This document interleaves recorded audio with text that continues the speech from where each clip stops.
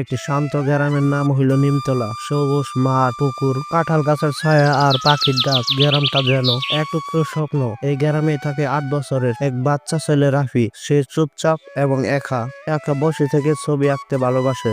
গ্রামের বাচ্চারা খেলাধুলা করে, নদীতে সাঁতার কাটে, কিন্তু রাফি তেমন করে না। তার মা অনেক অসুস্থ, শহরে চিকিৎসা নিচ্ছে। তার বাবা হইল বিদেশে কাজ করে, তাই এখন রাফি তার দাদির সাথে থাকে। দাদি তাকে খুব ভালোবাসে, কিন্তু মায়ের অভাব রাফির চোখে স্পষ্ট। প্রতিদিন বিকালে রাফি পুকুর পাড়ে বসে আকাশের দিকে তাকিয়ে থাকে। সেইভাবে যদি তারও ডানা থাকতো তাহলে উড়ে যেত মায়ের কাছে। একদিন হঠাৎ বিকালে বৃষ্টি নামলো। আকাশ কালো মেঘে ঢেকে গেল। রাফি দৌড়ে ঘরে ফেরার পথে দেখলো গাছের উপরে একটা সাদা পাখি পড়ে আছে, ভিজে গেছে আর কাঁপছে। রাফি কাছে গিয়ে দেখে পাখির একটা না ভেঙে গেছে। সে হাতের তালুতে পাখিটাকে উঠে নিল। ভয়ে কাঁপতে থাকা প্রাণটি তাকাই আছে রাফির দিকে। রাফি বলল, ভয় পায় না, আমি তোমার বন্ধু হব। সে পাখিটাকে বাসায় নিয়ে এলো। একটা পুরনো বাক্সে নরম কাপড় পেতে দিল, ডানাটা আলতু করে বেঁধে দিল। দাদি দেখে বলল, বাবা তুমি তো একবার মানুষটার মতো যত্ন নিচ্ছ। রাফি হেসে বলল, ও আমার বন্ধু দাদি। পরের দিন পাখিটা একটু চঞ্চল হয়ে উঠল। রাফি নাম দিল চন্দা। চন্দা এখন রাফির নতুন।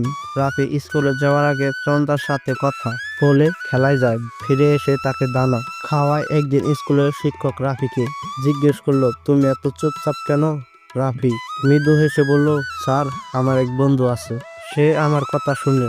সবাই হাসলো, কিন্তু রাফির চোখে এক বিশেষ আলো দেখা গেল। সেই আলো ভালোবাসার, বন্ধুত্বের। কয়েক সপ্তাহ পর পুরোপুরি চন্দা সুস্থ হয়ে গেল।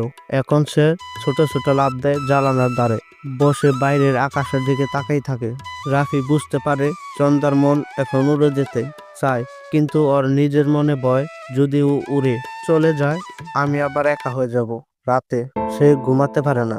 জানালার পাশে বসে বলে, চন্দা আমি তোমাকে হারাতে চাই না। পাখিটা নরম কণ্ঠে ডাক দেয়, যেন বলছে, বন্ধুত্ব মানে তো মুক্তি। একদিন বিকালে হঠাৎ করে জ্বর আসে। আকাশ কালো হয়ে যায়, বজ্রপাত শুরু হয়। রাফির জানালা বন্ধ করতে গিয়ে দেখে চন্দা খাঁচার দরজা খুলে বাইরে উঠতে চাচ্ছে। রাফি থেমে গেল, তার চোখে জল। খাঁচার দরজা খুলে দিল। সে বলল, যাও চন্দা, তুমি মুক্ত, আকাশ তোমার।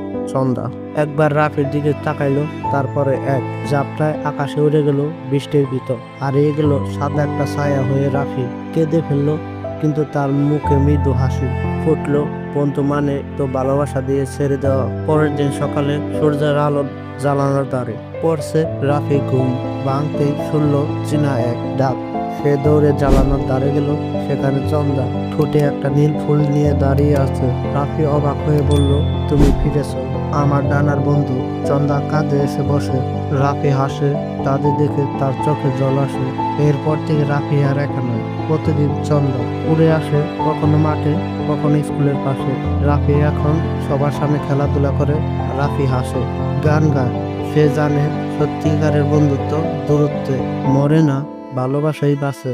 শেষ দৃশ্যে দেখা যায় রাফি আর চন্দা দুজনে মিলে পাহাড়ের চূড়ায় দাঁড়িয়ে সূর্যের দিকে তাকিয়ে আছে। আকাশে ডানা মেলে উড়ে যাচ্ছে পাখিদের দল।